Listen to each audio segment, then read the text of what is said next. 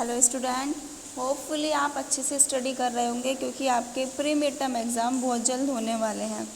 आपको एमसीक्यूज़ की वीडियो भी आ रही है आपके पास। तो ये आपके क्लास 12 इकोनॉमिक्स में चैप्टर 3 है आपका LPG, liberalisation, privatisation and globalisation. ठीक है, तो आपको उसकी वीडियो आज मिलेगी।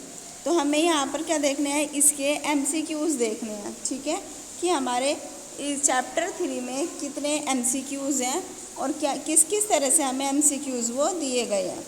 चलिए स्टार्ट करते हैं। फर्स्ट आपका है, which of the following refer to relaxations of previous government restrictions, कि हमारा निम्न में से कौन पिछले यानी कि पिछले सरकारी प्रतिबंधों में छूट को संदर्भित करता है, कि किसको रिलैक्सेशंस मिली है। अब वो 4 ऑप्शन दिए होंगे तो उसमें से एक ऑप्शन होगा कि किसको गवर्नमेंट ने छूट दी है, किसको गवर्नमेंट ने ज़्यादा से ज़्यादा प्रतिबंध नहीं लगाए हैं। तो फर्स्ट है हमारा privatisation, second is globalisation, third है आपका डिसइन्वेस्टमेंट एंड फोर्थ है आपका लिबरलाइजेशन। तो हमारा जो इसका आंसर होगा वो कौन सा है, लिबरलाइजेशन। कि यहाँ पर जो गवर्नमेंट है, गवर्नमेंट ने जिसको छूट दिया, जिसको रेस्ट्रिक्शंस दिए हैं, रिलैक्सेशन दिया है, वो क्या है, लिबरलाइजेशन। क्लियर हो गया।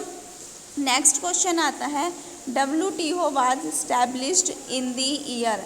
WTO वर्ल्ड ट्रेड ऑर्गेनाइजेशन कब इस्टेब्लिश किया गया था, कब इसकी स्थापना हुई थी।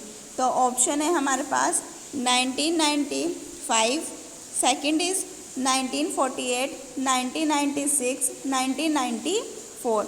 तो ऑप्शन है इसका फर्स्ट ऑप्शन है हमारे पास 1995 में WTO इस्टेब्लिश किया गया था। वर्ल्ड ट्रेड ऑर्गेनाइजेशन कब इस्टेब्लिश हुआ था, 1995 में। क्वेश्चन इजी भी है ये और इम्पोर्टेंट क्वेश्चन भी है। ठीक है, थर्ड क्वेश्चन पर आते हैं। थर्ड क्वेश्चन है हमारा, dash means integrated the domestic economy with the world economy. कि भाई इसका अर्थ है कि जो घरेलू अर्थव्यवस्था है, डोमेस्टिक इकोनॉमी है जो, उसको विश्व अर्थव्यवस्था के साथ एकीकृत करना। कि किसको हमने इंटीग्रेट किया है, तो वो क्या चीज़ है हमारी, ग्लोबलाइजेशन, भूमंडलीकरण को घरेलू अर्थव्यवस्था को और विश्व अर्थव्यवस्था को, यानी कि domestic economy and world economy को इंटीग्रेट किया गया है, दोनों को एक साथ जोड़ा गया है। तो हमारे पास 4 ऑप्शन है, ग्लोबलाइजेशन, प्राइवेटाइजेशन, लिबरलाइजेशन और डिसइन्वेस्टमेंट। लेकिन वो इन चारों में से किसको जोड़ा गया है, ग्लोबलाइजेशन को, भूमंडलीकरण को, डोमेस्टिक इकोनॉमी और वर्ल्ड इकोनॉमी को इंटीग्रेट किया गया है। ठीक है, फोर्थ पर आते हैं। फोर्थ क्वेश्चन है हमारा, trade between 2 countries is known as. कि निम्न हमारे जो 2 देशों के बीच व्यापार के रूप में जाने जाते हैं। अब वो 2 देशों के बीच में हमारा कौन सा व्यापार आता है।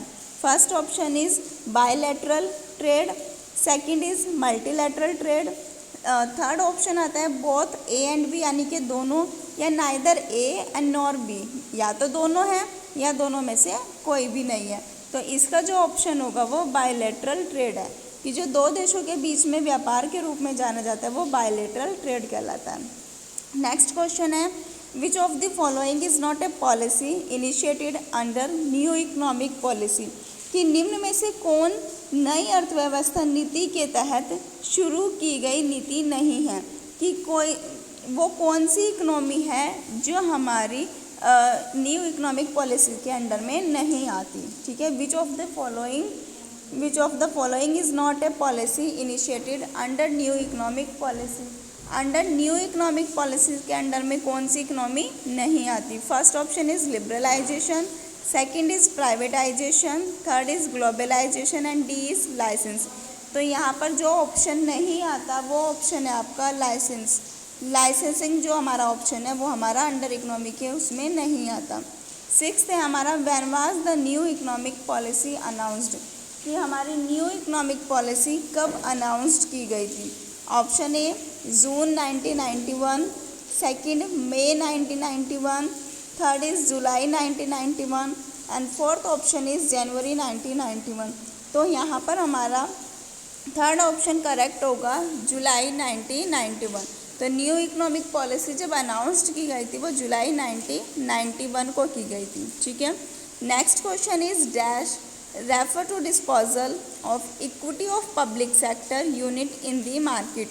तो यहाँ पर हमें क्या देखना है कि हमारा जो बाज़ार में जो पब्लिक सेक्टर है, मार्केट में जो पब्लिक सेक्टर है, उसकी यूनिट में हमने किसके निपटान के लिए किया है, यानी कि disposal of equity of public sector unit in the market.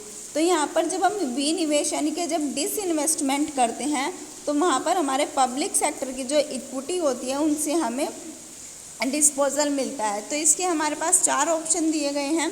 First option is हमारा globalisation, second is privatisation, disinvestment and liberalisation.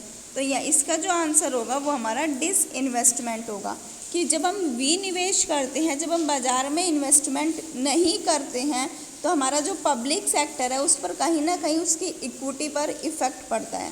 Clear है। नेक्स्ट क्वेश्चन पर आते हैं। नेक्स्ट क्वेश्चन है हमारा cheaper imported goods was one of the reason behind, कि जो सस्ता हमारा इम्पोर्टेड गुड्स होता है, जो हमारे सस्ते रेट का जो सस्ता माल होता है, इसके पीछे का क्या कारण होता है ना, कि हम जो अपना चीपर गुड्स को प्रोड्यूस्ड करते हैं उसके पीछे हमारा रीज़न क्या होता है। फर्स्ट आता है growing unemployment, first option is growing unemployment, second is unbalanced growth, third is low level of industrial growth and fourth is spread of consumerism. ठीक है, तो यहाँ पर हमारा जो रीज़न होता है वो हमारा रीज़न होता है, सी आंसर होगा इसका। Answer is low level of industrial growth. Means जो हमारी इंडस्ट्री होती है उसकी जो लेवल है वो बिल्कुल लो है। ठीक है, क्लियर है। नेक्स्ट पर आते हैं। नेक्स्ट क्वेश्चन है हमारा नाइन्थ पर आते हैं। Dash refer to the transfer of assets of service functions to public to private ownership, कि हमारी जो सार्वजनिक है, जो हमारी पब्लिक प्राइवेट ऑनरशिप है, वो प्राइवेट ऑनरशिप में हमारा निजी स्वामित्व, कि हमारी refer to the transfer of assets and services, जो हम अपनी संपत्ति और सेवाओं को जो हम रेफ़र करते हैं, जो हम ट्रांसफ़र करते हैं, उसका पब्लिक टू प्राइवेट ऑनरशिप पर क्या इफेक्ट पड़ता है। मीन्स सार्वजनिक से निजी स्वामित्व में संपत्ति या सेवाओं के कार्य को हस्तांतरित करना या ट्रांसफ़र करना या उसको संदर्भित करना किसके अंडर में आता है। First option is globalisation, second is privatisation, third is disinvestment and fourth is liberalisation. तो हमारा जो निजीकरण, जो हमारा प्राइवेटाइजेशन होता है, जहाँ पर हमारे खुद के अपने रूल्स रेगुलेशंस होते हैं, उसके अंडर में प्राइवेट और पब्लिक को हम एकत्रित कर देते हैं, उनको इंटीग्रेटेड कर देते हैं, उनको ट्रांसफ़र कर दिया जाता है। ठीक है। Next question is WTO stand for. WTO की फुल फॉर्म बतानी है। फर्स्ट है world trade organisation, second is world transport organisation, third is world terrific organisation and fourth is women teacher organisation. तो WTO की फुल फॉर्म आपको काफ़ी बार बता भी चुकी है और इसमें भी आंसर हमारा वर्ल्ड ट्रेड ऑर्गेनाइजेशन इम्पोर्टेंट है और इसकी फुल फॉर्म पूछी भी जाती है काफ़ी बार। ठीक है। नेक्स्ट पर आते हैं। नेक्स्ट है हमारा outsourcing is good for India because कि हमारी जो आउटसोर्सिंग है वो भारत के लिए एक गुड्स है, एक माल है। क्यों? अब वो रीज़न बताना है क्यों है वो। First option is it provided employment to large number of unemployment, कि वो यही बड़ी संख्या में क्या करती है, बड़ी संख्या में बेरोजगारी को रोजगार प्रदान करती है, यानी कि लार्ज नंबर ऑफ अनएम्प्लॉयमेंट, कि जो बेरोजगार हैं उनको रोजगार देती है, एम्प्लॉयमेंट देती है। Second is it's provide excellence in a particular field, कि यह एक विशेष क्षेत्र है जिसमें उत्कृष्टता प्रदान होती है। Third option is both A and B and second last option is neither A and nor B। तो यहाँ पर जो हमारा आंसर होगा वो आंसर होगा हमारा बोथ A और B। ठीक है।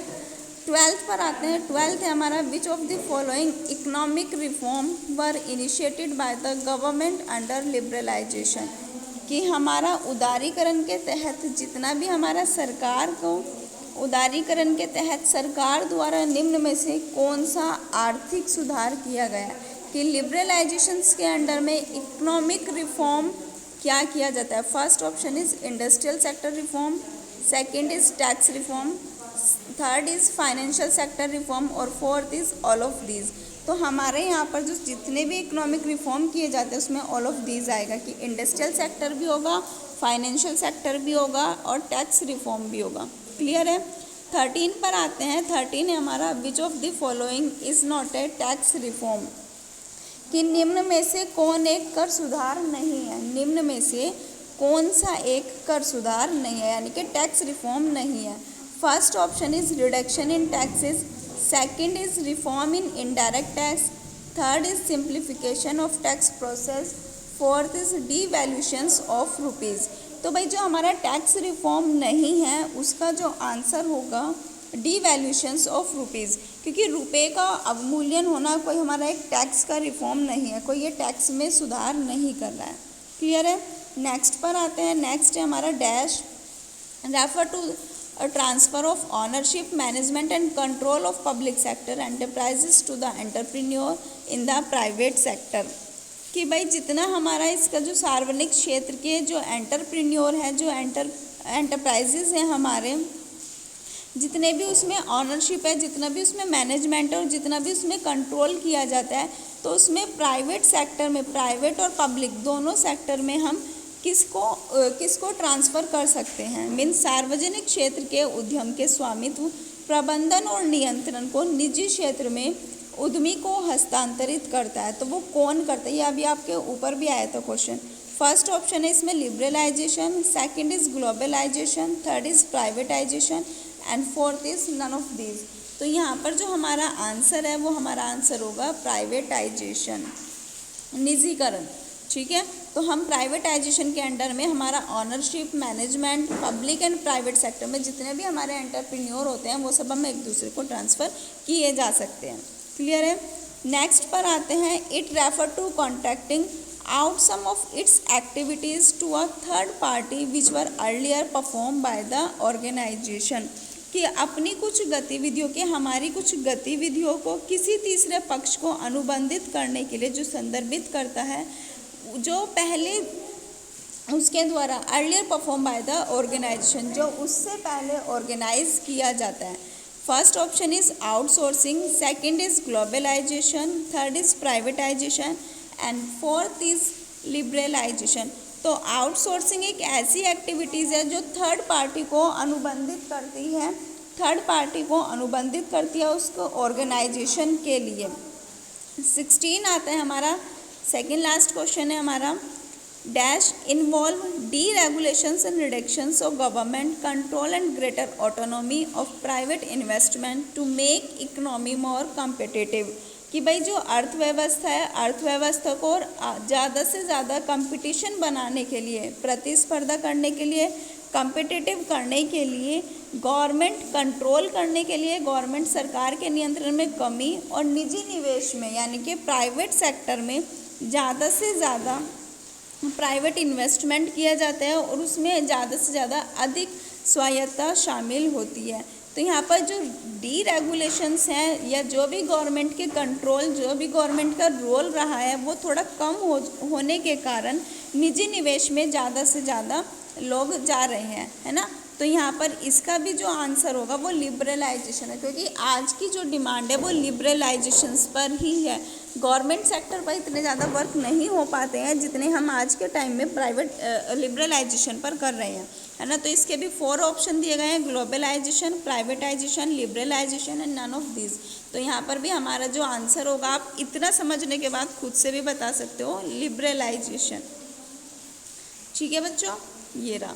नेक्स्ट क्वेश्चन देखते हैं। Which of the following industries are reserve for the public sector, कि भाई निम्न में से कौन से उद्योग को सार्वजनिक क्षेत्र बनाने के लिए आरक्षित करना चाहिए, मीन्स वो रिजर्व होना चाहिए। फर्स्ट, डिफेंस इक्विपमेंट की रक्षा उपकरण बनाने के लिए।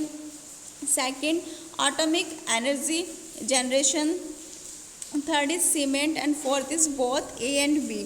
तो यहाँ पर जो सेकंड है परमाणु ऊर्जा उत्पादन या सीमेंट बनाने के लिए, थर्ड इज सीमेंट और फोर्थ ऑप्शन आता है बोथ ए एंड बी।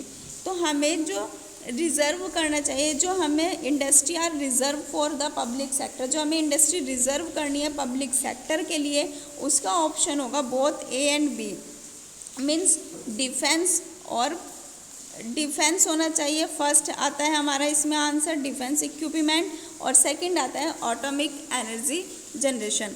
तो ये आपके थर्ड चैप्टर के लिबरलाइजेशन के इकोनॉमिक्स में इंडियन इकोनॉमी डेवलपमेंट की बुक के थर्ड चैप्टर के लिबरलाइजेशन, प्राइवेटाइजेशन, ग्लोबलाइजेशंस के कुछ एमसीक्यूज़ हैं जिन्हें आपको ध्यान से लर्न करना है और अपनी बुक में भी टिक करने हैं, ठीक है। क्योंकि आपके प्री मिड में 4 चैप्टर आएंगे। First chapter Indian economy on the eve of independence, second is Indian economy 1950 to 1990, third is liberalisation, privatisation, globalisation and fourth is poverty. तो ये 4 चैप्टर आपके प्री मिड सिलेबस में है। फर्स्ट एंड सेकंड चैप्टर के MCQs भी आपको मिल जाएंगे, third chapter के भी आपके पास आ गए हैं। फोर्थ चैप्टर आपका बहुत छोटा सा है जिसको आप इजीली कर सकते हो, उसके एमसीक्यूज़ वीडियो भी आपके पास आ जाएगी, ठीक है। तो आपको अच्छे से अपने प्री मिड एग्ज़ाम की प्रिपरेशन करनी है। जो भी आपके पास वर्क आ रहा है उसको प्रॉपरली अपने नोट्स को प्रिपेयर करें और अपने एग्ज़ाम की अच्छे से प्रिपरेशन करें। Thank you, have a good day.